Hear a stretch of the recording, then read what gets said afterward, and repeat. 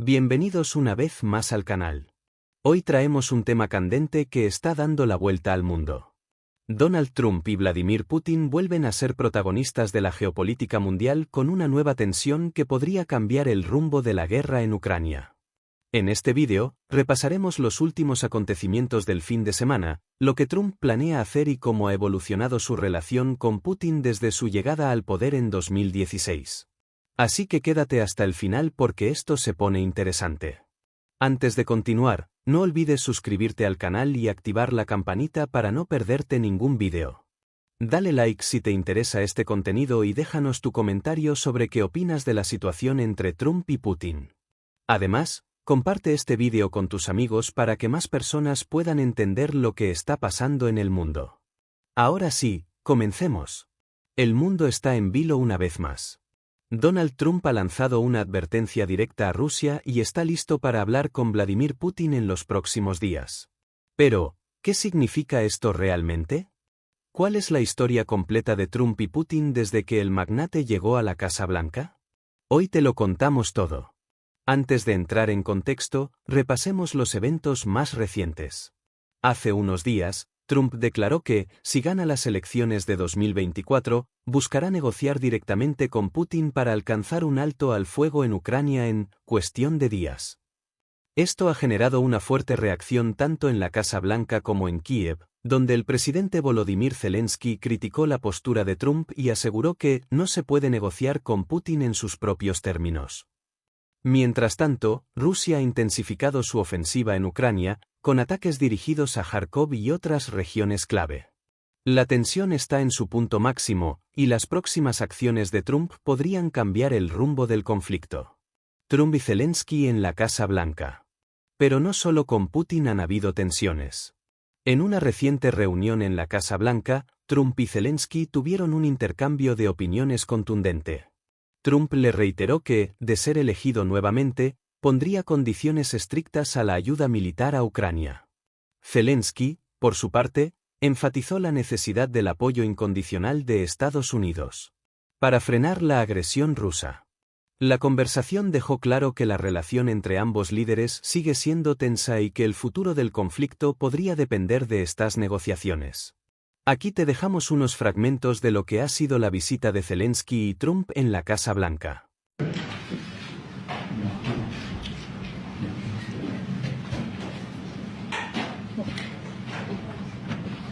Well, thank you very much. It's an honor to have President Zelensky of Ukraine, and we've been working very hard, very close. So we've actually known each other for a long time. We've been dealing with each other for a long time and very well. We had a little negotiation spat, but that worked out great. I think for both countries, I think for the world, actually, beyond both countries. And we have something that is a very fair deal. And we look forward to getting in and digging and working and getting some of the rare earth. But it means we're going to be inside, and it's a big commitment from the United States, and we appreciate working with you very much.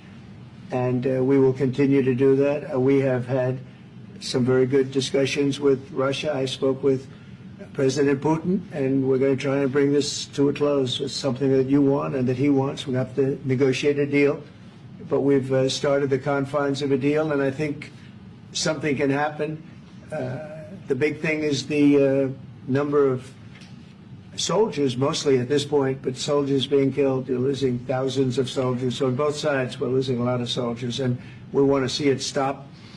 And we want to see the money get put to different kinds of use, like rebuilding. And we're going to be working very hard.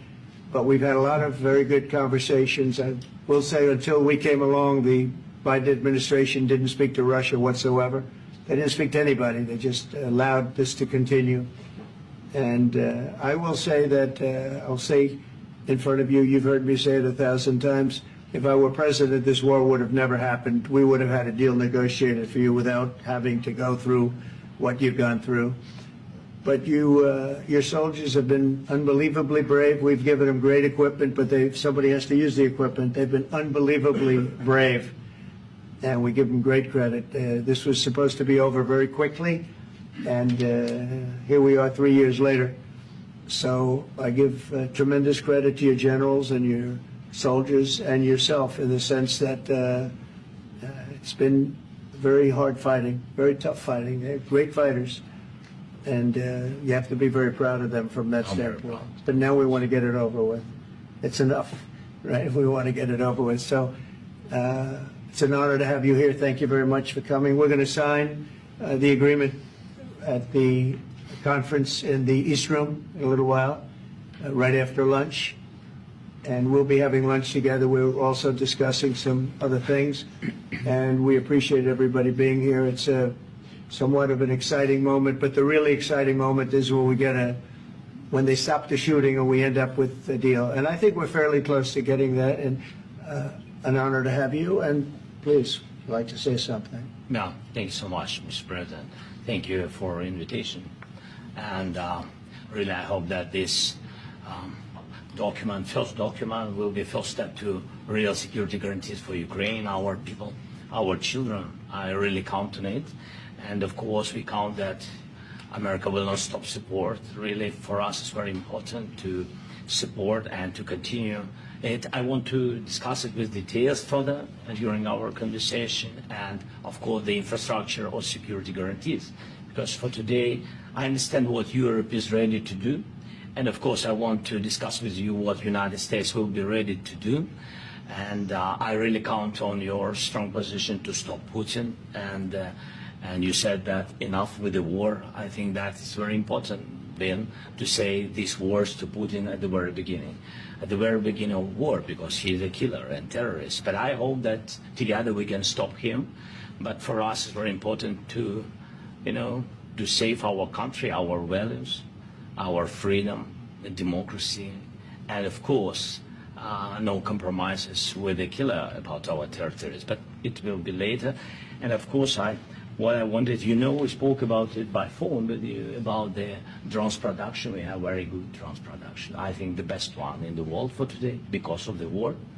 Yes, and of course, we need very much the air defense. You have the best air defense in the world, and really you helped us under attacks of Russians. And I want to speak how we can exchange the licenses. We're open to share the licenses of all our drones with you, of course, with the United States. And we need licenses for quick production of air defense. Even after the war, we need our nation to be calm, that we are secure. So that's why we need this air shield. And of course, about this, I want to speak about the contingents. I think that France and UK already spoke to you, and we know that Europe is ready, but without the United States, they will not be ready to be as strong as we need.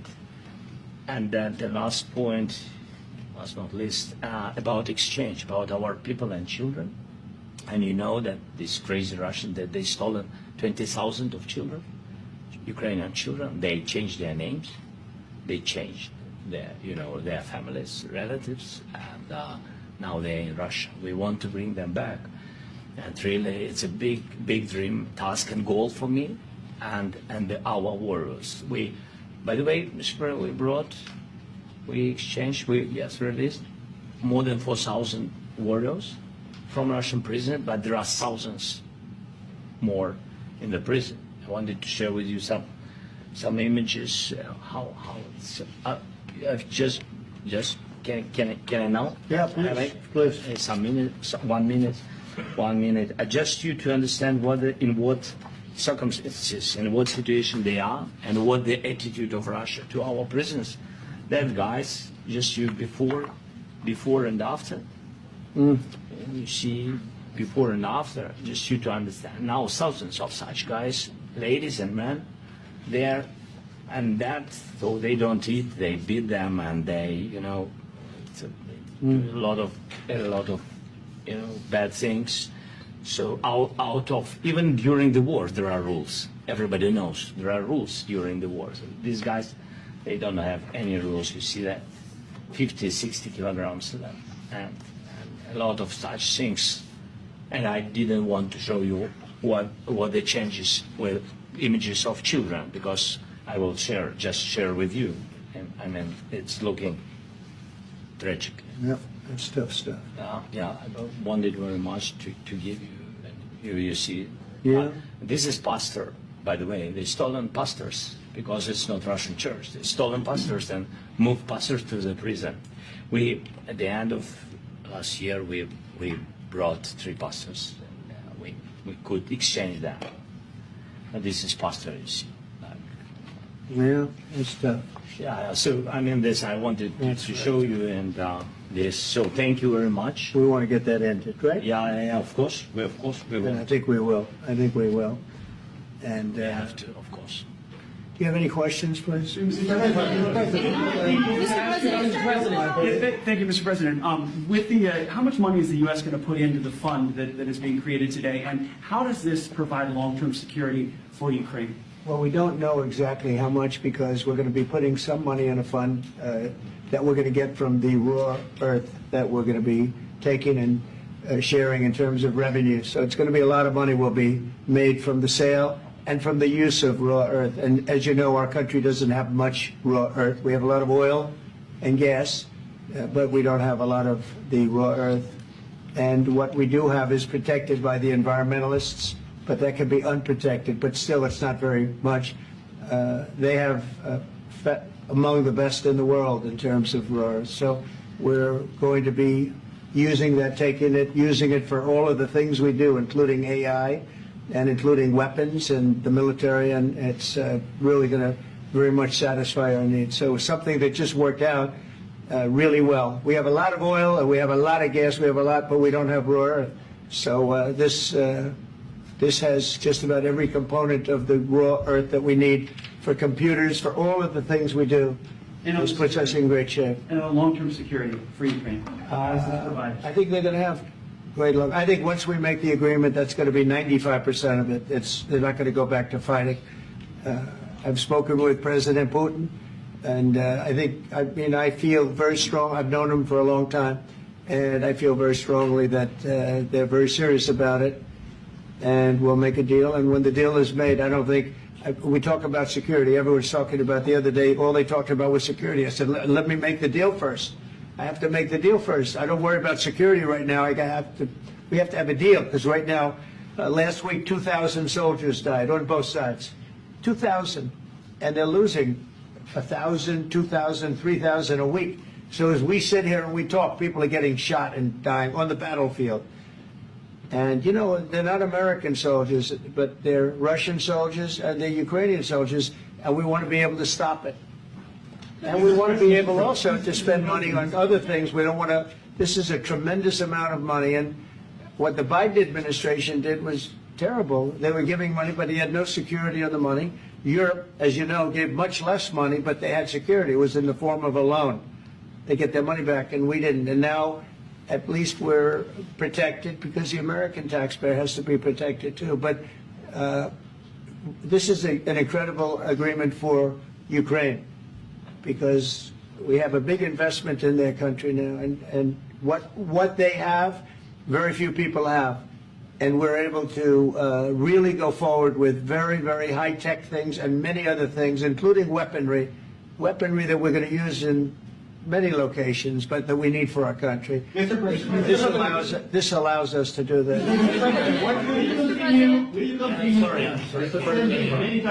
Yes, go ahead, please. If I can just yes. In the document, there is one of the very important points if we speak about business and investment. We never had LNG terminals in Ukraine. This document will open. I mean, the next document, but anyway, here we see in the framework, we see a really good will for this. LNG terminals for us is very important, and I think for security of European continent. We have the biggest storage, gas storage. We have the biggest in Europe. Yes, yes, and we can use it. Use it for LNG, use it for LNG, and we will do it. And really, we can help Europe because Europe really helped. President Trump said that they made less support, but they are our friends and they are our very supportive partners. They really gave a lot, Mr. President. Really, they did. They gave a lot, but they gave much less. No, Much less. No. At least no. No. Okay. Okay.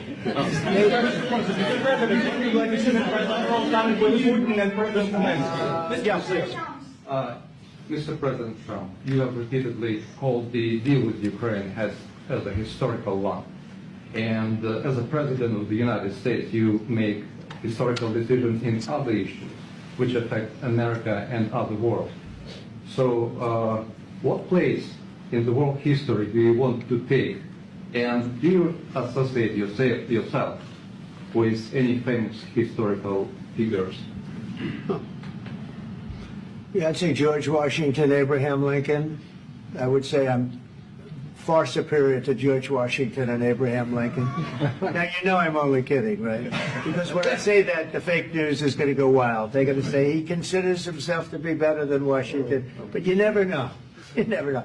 I don't compare myself to anybody. I'm here to do a job. We've had a great 35 days or whatever it might be, a month, a little more than a month. We've accomplished tremendous amounts. Not only this would be a very great achievement if we could get the war stopped and get them back to normalization. I think that's going to happen. We've had very good talks on both sides, as you know. But I think we've done a very good job, just generally. If you look at all of the things we've done in 30 days, they're saying there's never been a opening for a president. The first month, there's never been a first month like we've had. And this is one of the very important things. This, to me, is one of the most important things because we have tremendous death taking place as we speak, and I don't want to have that. You know, think of the parents, whether they're in Russia or Ukraine, think of the parents of all these people being killed needlessly. They came to our territory. Should have never started. This would, if I were president, this would have never started. Mr.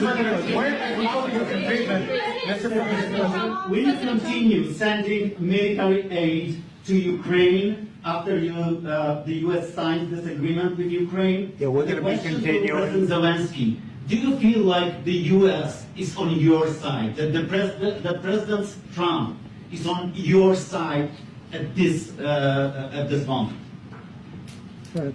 What do you think? He wants to know, do you think that, sort of a stupid question. I guess we wouldn't be here if I wasn't. I think that the United States on our side from the very beginning of occupation, and I think that President Trump on our side, and of course, I'm sure that the United States President will not stop support. This is crucial for us. It's important for us. Yes. And Putin, the president, speaks about the people and the soldiers which are dying, but they came to our territory, they came to our land. They began this war, and they have to stop. And I think this is the question, with really the most important question. Can President Trump, I hope yes, with some other allies, to stop Putin, withdraw these enemies, our enemy, withdraw these troops from our land? And I think that you asked about the history. I think that if President, or when, he will stop Putin, if President Trump will bring peace to our country, I think he will be on this wall.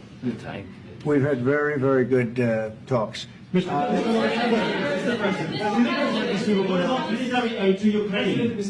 President Zelensky just said that there will be no compromises with Vladimir Putin.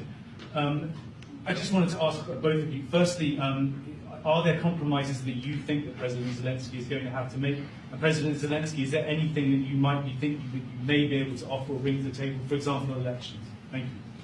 I think you're going to have to always make compromises. You can't do any deals without compromises. So certainly he's going to have to make some compromises, but hopefully they won't be as big as some people think you're going to have to make. That's all. That's all we can do. I'm here as an arbitrator, as a mediator to a certain extent between two parties that have been very hostile, to put it mildly. They've been very hostile. There's been a vicious war.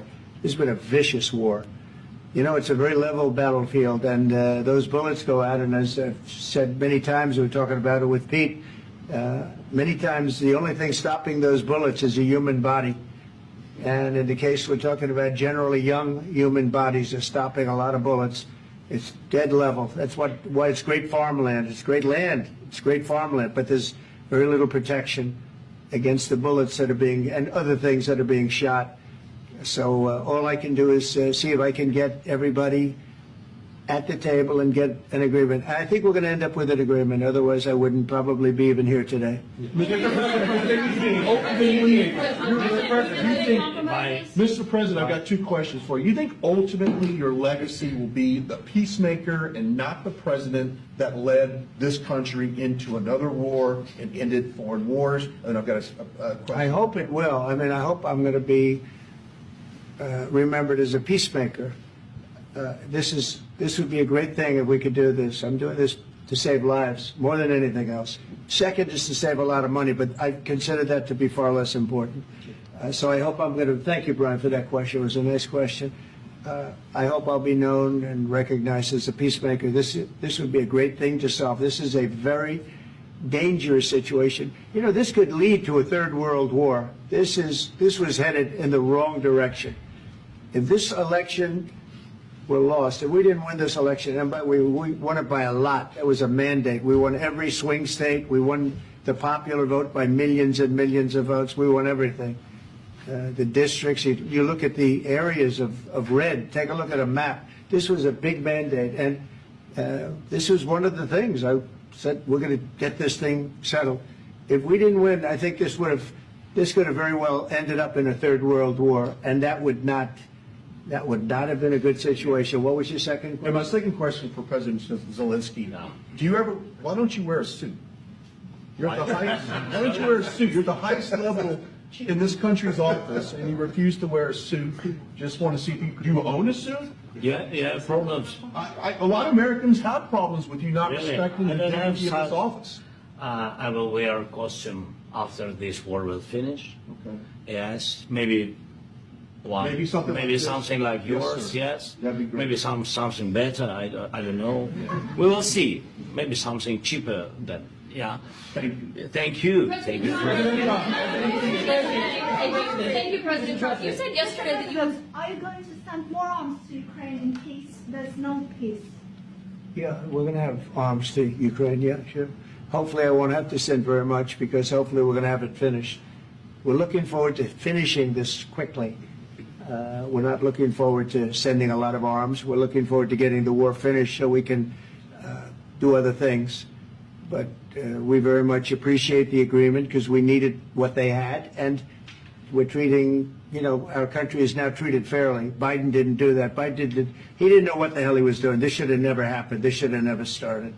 But, you know, sure, the answer is yes, but hopefully we won't have to send much because I'm looking forward to getting it done quickly, very quickly. Does that mean you'll provide security guarantees, Mr. President? I don't want to talk about security yet because I want to get the deal done. You know, you fall into the same trap like everybody else. A million times you say it over and over. I want to get the deal done. Security is so easy. That's about 2% of the problem. I'm not worried about security. I'm worried about getting the deal done. The security is the easy part. Security is very nice. Everybody stops shooting. And now will Europe put people there? I know France is going to. I know the UK is going to. I know other countries are going to, and they happen to be right next door. We haven't committed, but we could conceivably. You know, we have security in a different form. We'll have workers there digging, taking the raw earth so that we can create a lot of great product in this country. So in that sense, you have something, but we haven't determined that yet. I will say, in speaking to France and in speaking to, and they were here, as you know, last week and just the other day, they have committed to a lot of security. I don't think you're going to need much security. I think once this deal gets done, it's over. Russia's not going to want to go back, and nobody's going to want to go back. When this deal ends, I really believe this deal is going to be over. Yeah, please go ahead. Go ahead. Thank you so Mr. President, thank you. You had Mr. Macron and Keir Starmer at the White House this past week, both of whom praised your courage and conviction to lead the pathway towards peace. Yes. Part of that involved, though, re-engaging Russia in diplomatic relations, something that previous leaders lacked the conviction to do so. What gave you the moral courage and conviction to step forward and lead that? Well, I love this guy. Who are you with? One American News, sir. Well, that's why I like him. One American News does a great job. I like the question. I think it's a very good question. It's a pathway to peace. It's a pathway to getting something solved. And I feel that as the head of this country, I have an obligation to do that. Plus, you know, we're very much involved. We got involved.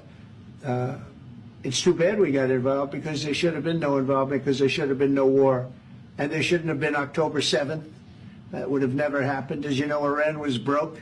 They had no money to give to Hezbollah. They had no money to give to Hamas. They were stone cold broke.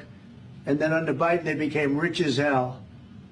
They went from no money to $300 billion in a period of 4 years. And they gave a lot of that money away, and you see what happened. And that's a real mess also that we hope to be able to solve. But no, I appreciate your question very much. It's just, I feel I have an obligation to try and do something to stop the death. Mr. President, if I can answer. Yes, if I can answer, sorry. Please, please. And I do like your clothing, though. Yeah, really? Even though I think he's a great guy, by the way. But I don't know if you two like each other. But you know what?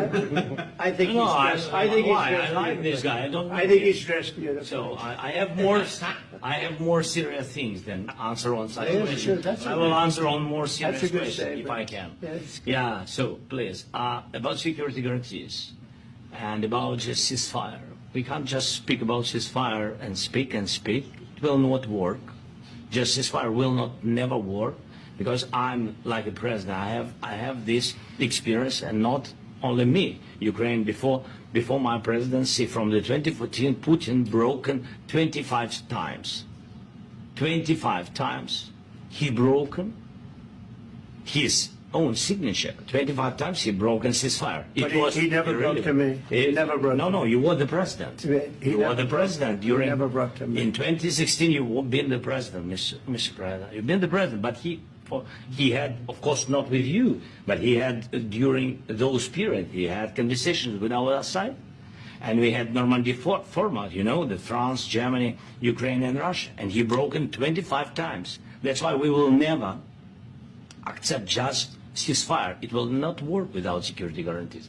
Security guarantees, maybe President is right about this document and other, but this document is not enough. Strong army is enough, because his soldiers afraid, Putin's soldiers afraid of our soldiers when we're strong enough. If we are not strong enough, if we are empty, if our storage is empty, we can't defend our land. Today, you know, he knows that we have, all the world knows that we have meeting, yes? Why he's using ballistic?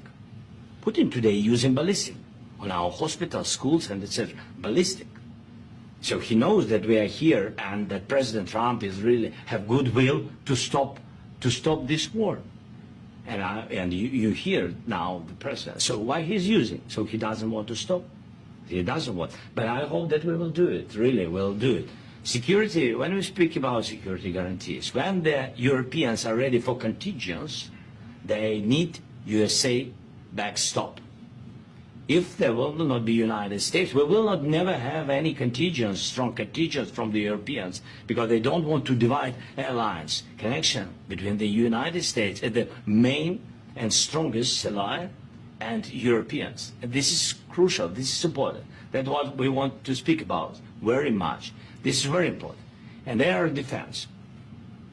So air defense, really, we have big deficit with all these systems, and we need to provide this. We need it very much. Otherwise, Putin will never stop, and will go further and further. He doesn't want. He hates us.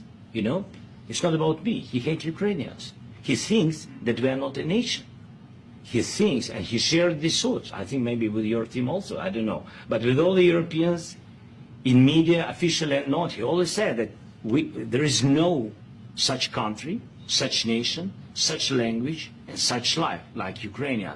No, he really doesn't respect all the Ukrainians, and he wants to destroy us. And you are right, Mr. President. That's 2%. This document, maybe other documents, it's a very good start, very good, but it will not enough to stop this person. Should Russia change its Mr. views on Ukraine? Mr. President, after these, Should Russia change its views on Ukraine? They have to pay. This question you This is didn't the like rule. because This is the rule of because the war. I'm This is sorry. the rule of the war. During all the centuries, all the history, this is the rule of the war. Who began, those pay. Do you agree This with is the rule. Putin began this war. He has to pay all money for innovation. He has to pay. Of course, some Russian assets, what we have in Europe, about 300 billions, we can use them. We can use for innovation and buy military support from the United States also. We can do it, but it's not enough. It's not enough. Do you envision the trilateral summit with Putin and President Zelensky? Wait, 1 second. I asked this question that you didn't like because I wanted to know if you want to position yourself in the middle between Russia and Yes. Ukraine or on the Ukraine side. No, I'm in the middle. I want to solve this thing. I'm for both. I want to get it solved. And it's wonderful to speak badly about somebody else, but I want to get it solved. If we can solve it, great. If we can't solve it, they're going to have to fight it out, and who knows what's going to happen. But I want to see it get solved. May I follow up? One more question about U.S. troops in Europe. After Russian invasion of Ukraine, your predecessor sent additional troops to Eastern Europe, including Poland, my country. Yeah. Are you committed to keeping these troops on the eastern flank of NATO in the future? I'm very committed to Poland. I think Poland has really stepped up and done a great job for NATO. They, as you know, they paid more than they had to. They are one of the finest groups of people I've ever known. I'm very committed to Poland. What about Baltics? Poland's in a tough neighborhood, you know. What about the Baltics? The Baltics, they got a lot of, it's a tough neighborhood too. But we're committed. We're going to be very committed, and we're committed to NATO. But NATO has to step up, and the Europeans have to step up more than they have. And I want to see them equalize, because they are in for far less than we're in. And they should be at least equal. You understand that? Why is the United States, we have an ocean in between. Why is the United States in for so much more money and other things as Europe? With that being said, and as you said, they've also been obviously very helpful. But we have put in far more than they have. And I think they should equalize.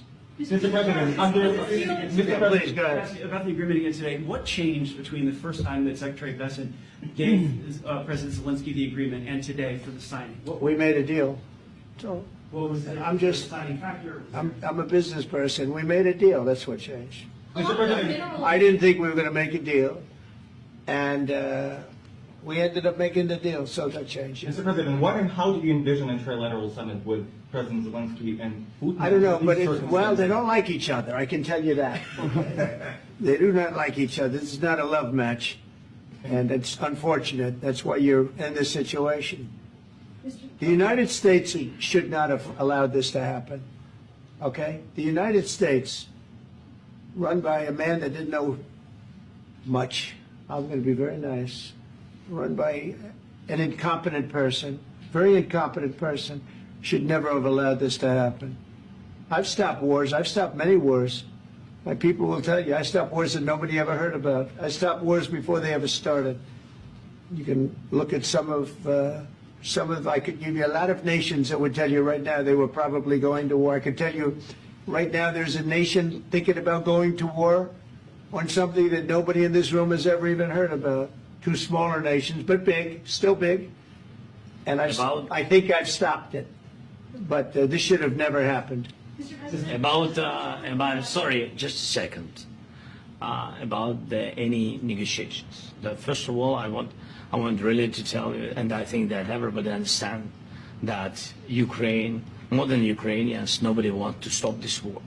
But at the future, any negotiations, it's understandable that two sides of the war, not Russia and the United States, because this is not the war between Russia and the United States. This is war of Russia against Ukraine and Ukrainian people. So these two sides will be at the anyway will be at the negotiation table. Then of course United States, like the strongest partner of the Ukraine, and of course Europe.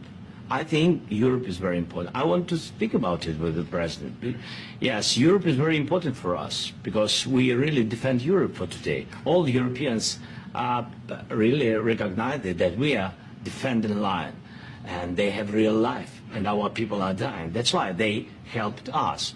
And also it's about the NATO. Yes, between, like the president said, you have big, nice ocean. Yes, between us. But if we will not stay, Russia will go further to Baltics and to Poland, by the way. But first to the Baltics. It's understandable for them because they've been in the USSR. You know, they've been one of the republics of the USSR, and Putin wants to bring them back to his empire. It's a fact. And when he will go there, if we will not stay, you will fight. Your American soldiers, it doesn't matter, do you have ocean or not, your soldiers will fight. Mr. President, would you be willing to visit Ukraine, maybe Kiev or Odessa, which is going to be a 30-year-old Black Sea? It was my question. I don't want to talk about Odessa now. Let's not talk about Odessa. I want to talk about making a deal, getting peace. We don't have to talk about Odessa, but a lot of cities have been destroyed. A lot of cities that are not recognizable. There's not a building standing. No. And a lot of things. Mr. President, you have to come and to look. No. We have very good cities. Yes, a lot of things have been destroyed, but mostly cities alive, and people work, and children go to school. Sometimes it's very difficult. Sometimes closer to front line, children have to go to underground schools or online. But we live.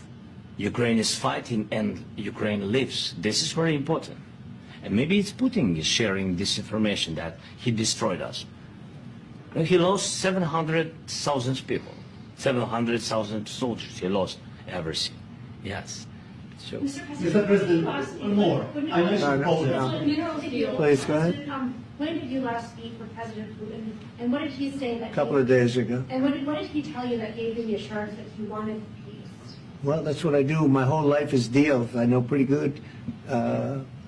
And I've known him for a long time. I've dealt with him for a long time. He had to suffer through the Russia hoax. You know, Russia was a hoax. It was all Biden. It was nothing to do with him. So he had to suffer through that, and he was able to do that. I think that he wants to make a deal, and he'd like to see it end.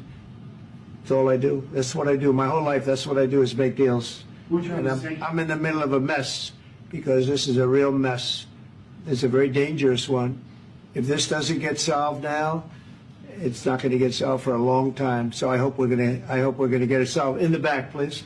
Thank you, Mr. President. Prime Minister Starmer claimed repeatedly that his government believes in free speech and was not engaged in censorship. But his country's government arrests people for memes and crimes, and even more worrisome is pressuring American companies to censor Americans on his behalf. How can he be a reliable, trustworthy partner when he says things that are demonstrably false on such an important topic? Well, we actually spoke to him about that yesterday, and we thought they took it very, very much too far. JD was very strong on it. So was I. So was Marco. And we've been speaking to him about it. Marco, would you like to say something about that? We have concerns, obviously, with the conduct of theirs, particularly as it impacts Americans. And there's real concern that American speech, which is online, could fall into the hands of British or any country's jurisdiction. And so this is a point the Vice President made of Munich, and I think it's a very compelling one, that what unites us with Europe, as much as anything else, is these shared values, and one of them being free speech. And so if Americans are threatened by it, we're going to need to take action in that regard. It's actually a very important question. We spoke about this in detail with the Prime Minister, the Foreign Secretary, and others at lunch yesterday. And I know that Secretary of Commerce Lutnick followed up in private meetings last night. This is really important. We believe Americans have the right to speak their mind, even if we in this room disagree with them. They have the right to speak their mind in the public square, which is often online these days. And we're going to defend that right as it pertains to American companies and American citizens vigorously if we have to. I do think that under the President's leadership, we're going to find common ground with our friends in the UK on this question, but it remains to be seen. The principle that will guide us is we believe in free speech in this country, and we'll fight for it for American citizens. Mr. President, on the deal, is there any other oil and gas component to the deal? Is it all critical? A little bit. We'll see. On LNG? But we're not really looking for that so much. We got a lot. We have more than anybody in the world, by far. So, no, we're not talking about it too much, but a little bit. I think it affects also, but for the most part, no. And, sir, is there any agreement from Ukraine to purchase U.S. LNG? as part of the deal, or is No. that on the table at all? No, we don't need that. Mr. President, I just wanted to ask you about, you just mentioned that you'd spoken to Vladimir Putin a couple of days ago. Just to be clear, that's a new call, not the one that you... I've spoken to him on numerous occasions. Okay. And how was the latest call? What did you discuss? How did it go? Are you serious with that question? I am. I'd love to know. It went well. I think we're going to have a deal. On the minerals deal, Mr. President, some of those minerals are in the east of Ukraine, not far from the front lines and in areas that Russia has occupied. Will you direct President Putin to withdraw his forces from those areas if there's U.S. interest? Well, we'll take a look at the time. We have a lot of area. It's a very big area we're talking about. So we'll take a look. I'll study that and I'll see. And who would protect those minerals if they are U.S. interests? Would that be Ukrainian They'll be forces, protected. The European agreement will protect them. U.S. The agreement, yeah, we're signing an agreement. You Right, but know? what if Russia tries to invade or there's Russian aggression in those spots? I just told you, I don't think that's going to happen. And if that were going to happen, I wouldn't make a deal. If I thought that was going to happen, I wouldn't make a deal. Some people may wonder You why. know, you ought to focus on CNN on survival, not asking me these ridiculous questions. Focus on surviving, because CNN's got such low ratings, I don't think they're going to survive. Let's go. Please, go. Since I already mentioned Poland, that Poland was under Russian control for decades after the Second World War. When I was a kid, I looked at the United States not only as a most powerful country, richest country in the world, the country that has great music, great movies, great muscle cars, but also as a force for good. And now I'm talking with my friends in Poland, and they are worried that you align yourself too much with Putin. What's your message for them? Well, if I didn't align myself with both of them, you'd never have a deal. You want me to say really terrible things about Putin and then say, "Hi, Vladimir, how are we doing on the deal?" It doesn't work that way. I'm not aligned with Putin. I'm not aligned with anybody. I'm aligned with the United States of America and for the good of the world. I'm aligned with the world, and I want to get this thing over with. You see the hatred he's got for Putin. It's very tough for me to make a deal with that kind of hate. He's got tremendous hatred, and I understand that, but I can tell you the other side isn't exactly in love with, him either. So it's not a question of alignment. I'm aligned with the world. I want to get the thing set. I'm aligned with Europe. I want to see if we can get this thing done. You want me to be tough? I could be tougher than any human being you've ever seen. I'd be so tough. But you're never going to get a deal that way. So that's the way it goes. One more question. I would respond to this. So look, for 4 years in the United States of America, we had a president who stood up at press conferences and talked tough about Vladimir Putin, and then Putin invaded Ukraine and destroyed a significant chunk of the country. The path to peace and the path to prosperity is maybe engaging in diplomacy. We tried the pathway of Joe Biden of thumping our chest and pretending that the President of the United States' words mattered more than the President of the United States' actions. What makes America a good country is America engaging in diplomacy. That's what President Trump is doing. Can I ask you? Sure. Yeah? Yeah. Okay. So he occupied our parts, big parts of Ukraine, part of East and Crimea. So he occupied it on 2014. So during a lot of years, so I'm not speaking about just Biden, but those time was Obama, then President Obama, then President Trump, then President Biden, now the President Trump, and God bless, now President Trump will stop him. But during 2014, nobody stopped him. He just occupied and took. He killed people. You know what the contact line? 2015. 2014. 2014 and 2014. 2014? Yeah. So I was not here. Yeah, but that's exactly right. Yes, but during 2014 till 2022, the situation the same. That people have been dying on the contact line.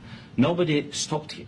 You know that we had conversations with him, a lot of conversations, my bilateral conversation, and we signed with him, me, like a new president. In 2019, I signed with him the deal. I signed with him, Macron and Merkel, we signed ceasefire. Ceasefire. All of them told me that he will never go. We signed him with gas contract gas contract. Yes, but after that, he broken this ceasefire. He killed our people, and he didn't exchange prisoners. We signed the exchange of prisoners, but he didn't do it. What kind of diplomacy, JD, you are speaking about? What do you mean?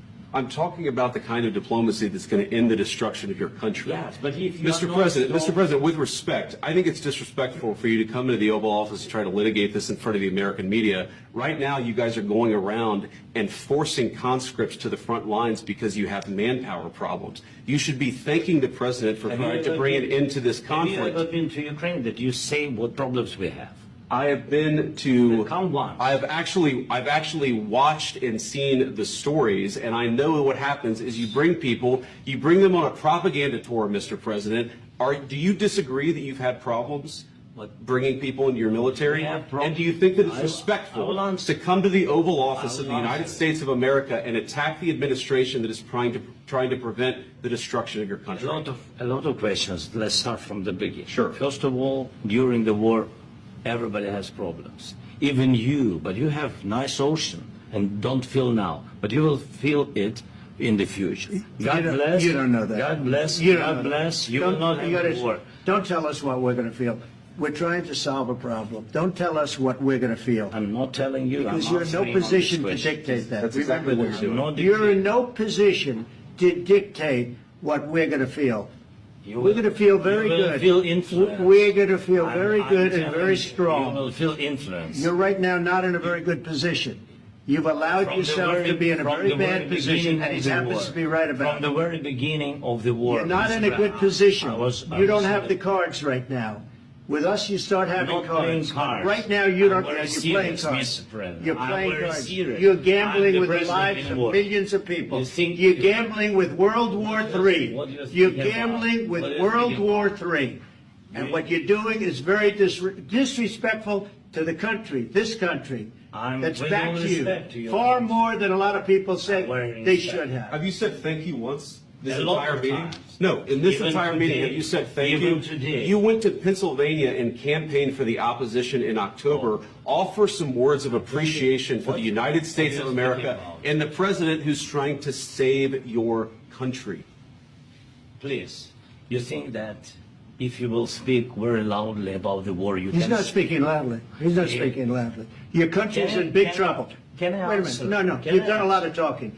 Your country is in big trouble. I know. You're not winning. You're not winning this. You have a damn good chance of coming out okay because of us. Mr. President, we are staying in our country, staying strong from the very beginning of the war. We've been alone, and we are thankful. I said thanks you haven't in been this alone. cabinet. You haven't been alone. We gave you, through this stupid president, $350 billion. We gave you military equipment, and your men are brave, but they had to use our military. If you didn't have our military equipment, this war would have been over in 2 weeks. In 3 days, I heard it from Putin. In 3 days. This is something maybe less. In 2 weeks, of course, yes. It's going to be a very hard thing to do business like this. I tell you. Just say thank you. I said a lot of times except to American people. Except that there are disagreements, and let's go litigate those disagreements rather than trying to fight it out in the American media when you're wrong. We know that you're wrong. But you see, I think it's good for the American people to see what's going on. I understand, sir. I think it's very important. That's why I kept this going so long. You have to be thankful. You don't have the cards. You're buried there. Your people are dying. You're running low on soldiers. Listen, you're running low on soldiers. It would be a damn good thing. And then you tell us, I don't want a ceasefire. I don't want a ceasefire. I want to go and I want this. Look. If you could get a ceasefire right now, I tell you, you take it so the bullets stop flying and your men stop getting killed. Of course, we want to stop the war. But you're saying you don't want a ceasefire. But I said to you, I want a ceasefire. With guarantees. Because you'll get a ceasefire faster than an agreement. Ask our people about ceasefire, what they think. That wasn't with me. That wasn't with me. That was with a guy named Biden, who was not a smart person. That was with Obama. It was your president. Excuse me. That was with Obama, who gave you sheets, and I gave you javelins. Yes. I gave you the javelins to take out all those tanks. Obama gave you sheets. In fact, the statement is Obama gave sheets and Trump gave javelins. You got to be more thankful. Because let me tell you, you don't have the cards. With us, you have the cards. But without us, you don't have any cards. One more question to Vice President. I'm sorry. It's going to be a tough deal to make because the attitudes have to change. What if Russia breaks ceasefire? What if Russia breaks peace talks? What will you do then? I understand that it's a heated conversation right now. What are you saying? She's asking, what if Russia breaks the ceasefire? What if anything? What if a bomb drops on your head right now? Okay? What if they broke it? I don't know. They broke it with Biden because Biden, they didn't respect him. They didn't respect Obama. They respect me. Let me tell you, Putin went through a hell of a lot with me. He went through a phony witch hunt where they used him and Russia. Russia. You ever hear of that deal? That was a phony Hunter Biden, Joe Biden scam. Hillary Clinton, Shifty Adam Schiff. It was a Democrat scam. And he had to go through that. And he did go through it. We didn't end up in a war. And he went through it. He was accused of all that stuff. He had nothing to do with it. It came out of Hunter Biden's bathroom. It came out of Hunter Biden's bedroom. It was disgusting. And then they said, oh, the laptop from hell was made by Russia. The 51 agents. The whole thing was a scam. And he had to put up with that. He was being accused of all that stuff.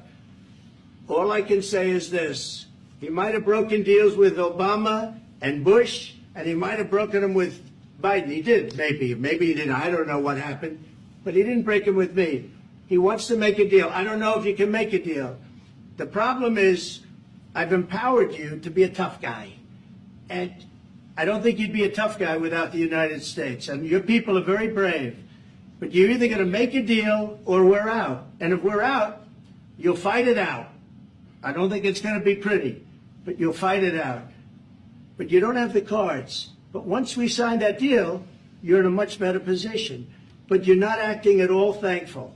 And that's not a nice thing. I'll be honest, that's not a nice thing. All right, I think we've seen enough. What do you think? Huh? This is going to be great television, I will say that.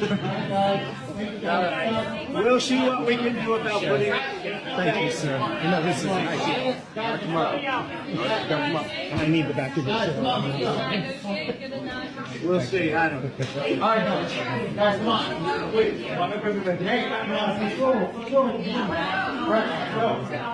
guys, come on. Move, please.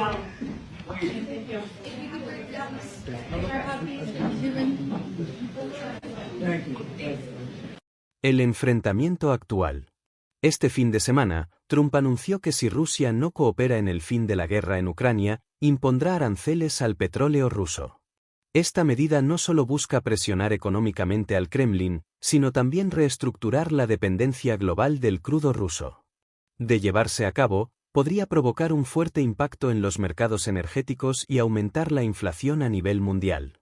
Mientras tanto, las tropas rusas han intensificado su ofensiva en la región de Kharkov, con bombardeos continuos que han destruido infraestructura clave y provocado la evacuación de miles de civiles.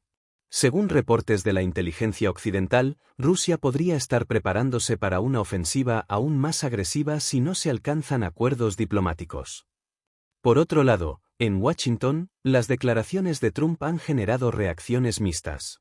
Mientras algunos sectores republicanos apoyan una estrategia de negociación rápida con Rusia para terminar el conflicto, la administración de Joe Biden y líderes europeos advierten que ceder demasiado ante Putin podría sentar un peligroso precedente para futuras agresiones territoriales.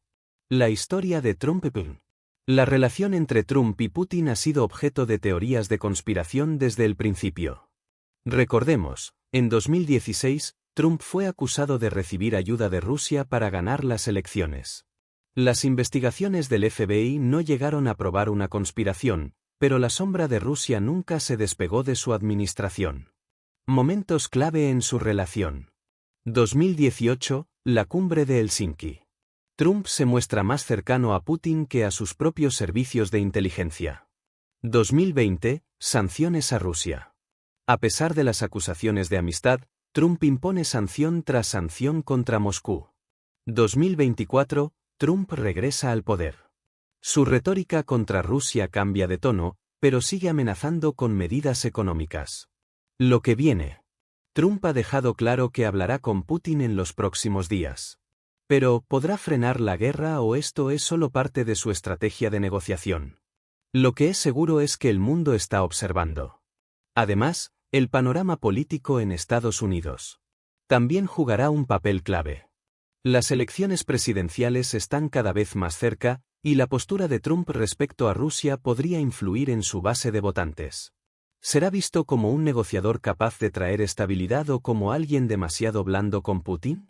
Los próximos meses serán cruciales. Por otro lado, la OTAN y la Unión Europea continúan fortaleciendo sus estrategias para contener a Rusia, y cualquier movimiento de Trump podría tener consecuencias a nivel global. El conflicto sigue evolucionando, y la incertidumbre reina en la comunidad internacional. El destino de la guerra en Ucrania y las relaciones entre Estados Unidos y Rusia podrían cambiar en los próximos días. Así que, si quieres seguir informado, suscríbete al canal, dale like y activa la campanita para no perderte ningún vídeo. Tu opinión es importante, así que cuéntanos en los comentarios qué piensas de esta situación. Nos vemos en la próxima.